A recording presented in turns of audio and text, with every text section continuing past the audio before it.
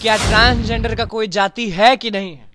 अब ट्रांसजेंडर की जाति है या नहीं है, ये तो जातियों को किसी तरीके का संबंध बनाता है। यहाँ तक कि कॉलोनियां बस रही हैं। कॉलोनियां बस रही हैं। ये राजपूत का कॉलोनी है, ये ब्राह्मण का कॉलोनी है। हाँ, नई नई व्यवस्थाओं में ये सब चीजें मौजूद है। इससे ज्यादा हीनियस क्राइम हो ही नहीं सकता है। ये क्राइम है। हाँ, जातियों को जिंदा रखना ये क्राइम है। तो कहते हैं ब्राह्मणों ने ये जाति बनाई और उसने इस जाति को क्लब किया। भाई, जिस व्यवस्था के खिलाफ आप लड़ करके आप लोग आए और ब्राह्मणिकल पैट्रियार्की को खत्म करने की हर समय बात हुई, तो फिर जातियों को फिर काउंटेड नोटेड करने की आवश्यकता क्या हुई? नमस्कार, मैं हूं अनुकुल तिवारी और आप लाइव सिटीज देख रहे। देखिए, आप सब भी जानते हैं कि अब सबके घर सरकार के आदमी जाएंगे और पूछेंगे कि चलिए बताइए आप किस जाति के हैं। हमारे साथ रेशमा प्रसाद मौजूद हैं। बताइए कि आप किस जाति की हैं? जाति पूछने वाले आप कौन होते हैं? सबसे बड़ी बात है, जब हम बाबा साहब अम्बेडकर के कॉन्स्टिट्यूशन की बात करती है, तो बाबा साहब ने एक किताब लिखी थी जो जातियों को ख़त्म करने की बात करती है। और जो लोग भी अगर बाबा साहब अम्बेडकर को मानते हैं तो वो जातियों को पूछने और जातियों को उकेरने का काम कभी नहीं करेंगे। हाँ, आर्थिक सर्वेक्षण अगर होती है, दैट इज़ फाइन, ये बहुत ही ज़रूरी है और बहुत ही आवश्यक है।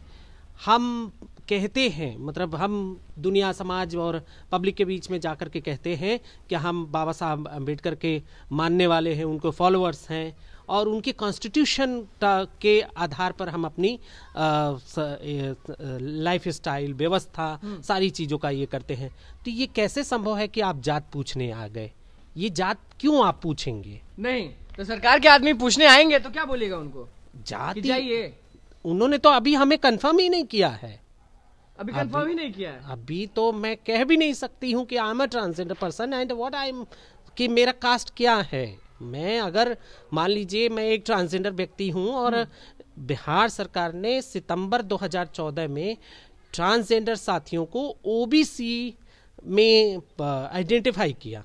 कि आप लोग ओबीसी में हैं, ऐसा बोला गया था। और ओबीसी जो लिस्ट है वो जातियों पे आधारित है। बिल्कुल। तो हमें एक जाति बना दिया गया, तो हमारी जाति ट्रांसजेंडर है।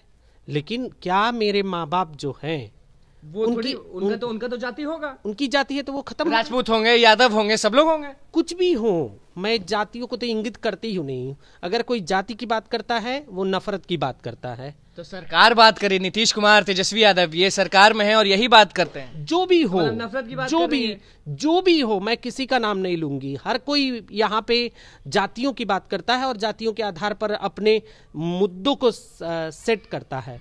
वो चाहे कोई भी अदना सा व्यक्ति हो, अगर जातियों की बात करता है वो निश्चित तौर पे न्याय की बात नहीं कर सकता। ये बताइए सरकार को क्या फायदा होगा ये सबसे और आम लोगों को क्या फायदा होगा? मैं इस फायदे पर कहीं जाने वाली नहीं हूँ।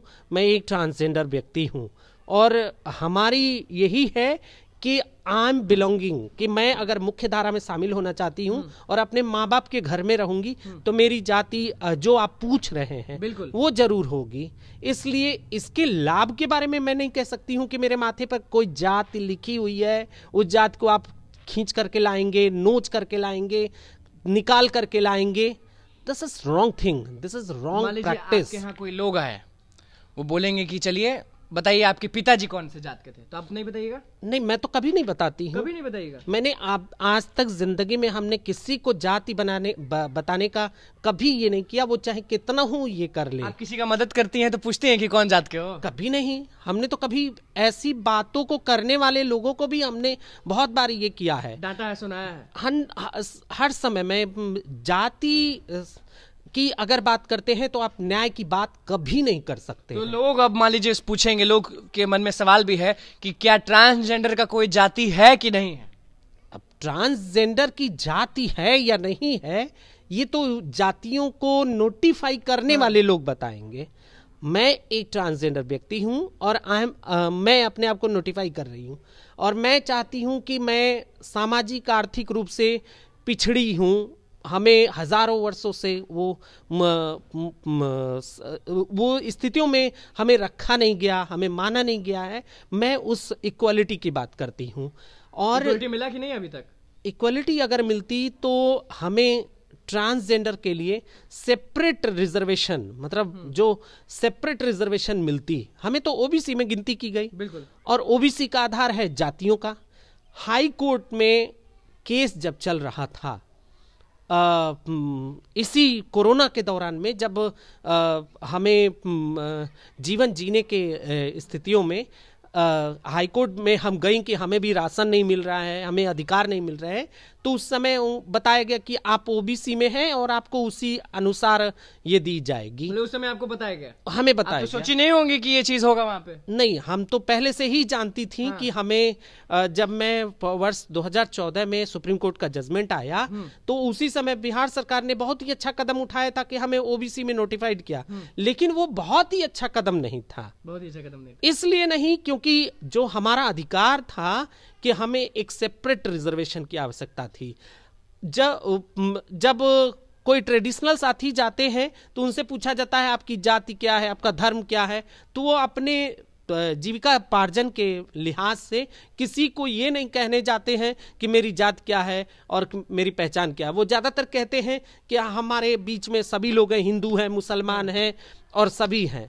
लेकिन क्या इस बात को कोई इनकार कर सकता है कि आज मतलब अभी के समय में भी कोई शादी ब्याह कर रहा है तो जात पूछता है, कोई किसी तरीके का संबंध बनाता है, यहाँ तक कि कॉलोनियां बस रही हैं। कॉलोनियां बस रही हैं? ये राजपूत का कॉलोनी है, ये ब्राह्मण का कॉलोनी है। हाँ, नई व्यवस्थाओं में ये सब चीजें मौजूद है। इससे ज्यादा हीनियस क्राइम हो ही नहीं सकता है। ये क्राइम है? हाँ, जातियों को जिंदा रखना ये क्राइम है, क्योंकि आपराधिक तरीके से जो व्यवस्थागत अपराध जो मौजूद है वो सिर्फ जातियों से है। सरकार कहती है कि बहुत फायदा होगा, जातीय जनगणना हो जाएगा तो पता लगेगा कि कितने यादव हैं, कितने दूसरे कास्ट के हैं, कितने नहीं। तो क्या वो सबकी उसी अनुसार शादी कराएंगे? वो स्पेशल मैरिज एक्ट को खत्म कर देंगे? वो क्या इसी तरीके से जो आर्थिक रूप से जो सहयोग देने का बोलते हैं कि मदद कर, पता चलेगा कि कितने गरीब हैं, कितने अमीर हैं? नहीं, अमीर गरीबी में तो जाति है ही नहीं। हाँ। अगर मैं गरीब हूं तो मैं गरीब हूं, मेरी कोई जाति नहीं है। और जब आप ब्राह्मणवादी व्यवस्था के खिलाफ बात करते हैं तो कहते हैं ब्राह्मणों ने ये जाति बनाई और उसने इस जाति को क्लब किया। भाई, जिस व्यवस्था के खिलाफ आप लड़ करके आप लोग आए और ब्राह्मणिकल पैट्रियार्की को खत्म करने की हर समय बात हुई, तो फिर जातियों को फिर काउंटेड नोटेड करने की आवश्यकता क्या हुई?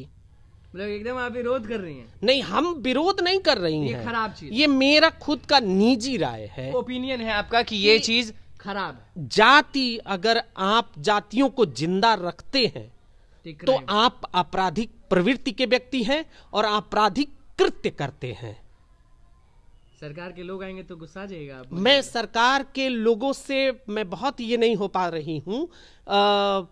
सरकार अच्छा कर रही है या गलत यहाँ पे पहुंचेगी तो आपका आंसर क्या होगा? मान लीजिए यहाँ पे पहुंच, यहाँ पे मान लीजिए पहुंच गए, 2-3 लोग आ गए साथ में नोटबुक लेके, पेन लेके कि चलिए रेशमा जी बताइए, तो क्या बोलेगा, क्या आंसर रहेगा? जाइए नहीं, बस आप तब तमिलनाडु में एक महिला साथी ने हाईकोर्ट में केस डाला था। उन्होंने कहा था कि मेरी जाति और धर्म की जो पहचान है उसके विरत करके हमें वो पहचान दी जाए। मतलब उन्होंने कहा था कि I have not the caste, I have not the religion, it's my identity, I am a women, and then after I just want that the humanity identity. So then after हाई इंसान का आइडेंटिटी चाहिए। हाँ, उसने high court ने दिया उनको उस पहचान को। आप भी आवाज उठाने वाली हैं? नहीं, हमारी कोई आवाज उठाने की ये नहीं। मैं राजनीतिक व्यक्ति नहीं हूँ, मैं एक समाज सेवा करने वाली व्यक्ति हूँ और समाज की स्थितियों को मैं जब देखती हूँ तो बुरा लगता है। ये स्थितियां होती कि क्लब्ड किया रहता है कि ये मुसहरी बस्ती है तो वहाँ पे गरीब लोग दिखते हैं, ये अपर कास्ट यहाँ बड़ी पैसा है, इधर ऐसा होगा। कुछ ओबीसी कास्टेज हैं, उन लोगों का जो एरिया है तो उधर बहुत पैसा है। अभी आप बस यही बोलेंगे कि जी हाँ मैं ट्रांसजेंडर हूँ, अब आप देख लीजिए आपको जिसमें डालना डालिए। निश्चित तौर पे मैं क्या कह सकती हूँ, मैं कह रही हूँ मुझे समाज स्वीकार ही नहीं कर रहा है कि मैं इंसान हूँ, मैं व्यक्ति हूँ, मैं मेरी जिंदगी है, मेरी जरूरतें हैं। सरकार भी उस चीजों को समझने से, जितने भी लोग हैं, जितने भी ट्रांसजेंडर्स हैं वो भी यही चीज बोलेंगे। अब मैं सभी ट्रांसजेंडर्स की कोई ठेकेदार नहीं हूँ, मैं खुद का निजी जीवन जीती हूँ, वो भी निजी कुछ राय होनी चाहिए सभी के लिए। हम तो जानती हैं सबसे ज्यादा जो ट्रांस वुमेन साथियों का जो ट्रेडिशनल काम करते हैं वो दलित साथियोयों से आते हैं। मतलब आप अगर एक आर्थिक सर्वेक्षण या आइडेंटिटी बेस्ड सर्वेक्षण कराएंगे तो उसमें 80% ट्रांस वुमेन साथी जो लोग बधाइयाँ करती हैं, डांस ड्रामा करती हैं, वो सारे लोग दलित समुदाय से आते हैं। और एक आप भोजपुरी इलाके में जाएंगे तो कहा जाएगा कि अगर आपको डांसर की जरूरत है गाना प्रोग्राम में तो दक्षिण टोला चले जाइए और दक्षिण टोला में डीजे का बॉक्स मिलेगा और उधर ही ये होगा। That's why it is a discrimination. दक्षिण टोला में कौन लोग रहते हैं, कौन लोग रहते हैं, मतलब ये मान्यताओं के हिसाब से आप पता कर सकते हैं दक्षिण टोला में कौन लोग रहते हैं, कौन सी पहचान है, कौन लोग हैं। ये एकदम दक्षिण टोला पे एक बहुत ही अच्छे पत्रकार है, उन्होंने एक किताब भी लिखी है दक्षिण टोला। तो वो क्यों लिखे हैं, किस तरीके से लिखे हैं, क्या पहचान को लेकर के लिखे हैं। ऐसे बहुत ऐसी स्थितियां हैं जो जातिगत रूप से मतलब पुलिस व्यवस्था में मौजूद है कि उनका किचन अलग होता है। आप और डिस्क्रिमिनेशन को और ये होगा। मैं तो कहती हूं अगर मैं बाबा साहब को मानने वाली हूं, और आप यहां देख सकते हैं आपके पीछे फोटो लगा हुआ है ऊपर में, प्राइड महसूस करती हूं कि he was make the space in the constitution. उन्होंने एक स्पेस बनाया जिससे ट्रांसजेंडर व्यक्तियों ने सुप्रीम कोर्ट में लड़ाई लड़ करके उस स्पेस को लिया। और जब हम उनको मानने वाले हैं तो उन्होंने कहा है कि जातियों को खत्म करना है, जातियों को खत्म करना है। तो अगर कोई जातियों को जिंदा रखने की बात कर रहा है तो वो भी ब्राह्मणवादी व्यवस्था का ही पोषक है। वो कहीं से भी वो नहीं कह सकते हैं वो सामाजिक परिवर्तन की बात कर रहे हो, समाज बदलने की बात कर रहे हो। हाँ, आर्थिक सर्वेक्षण हर एक व्यक्ति का होना चाहिए। चलिए देखिए, रेशमा प्रसाद हमारे साथ मौजूद थी। जाति पे क्या कुछ कहना था वो आपने सुन लिया। तो बस लाइव सीरीज के साथ बने रहे, हमारे चैनल को सब्सक्राइब करें, फेसबुक पेज को लाइक करें। धन्यवाद।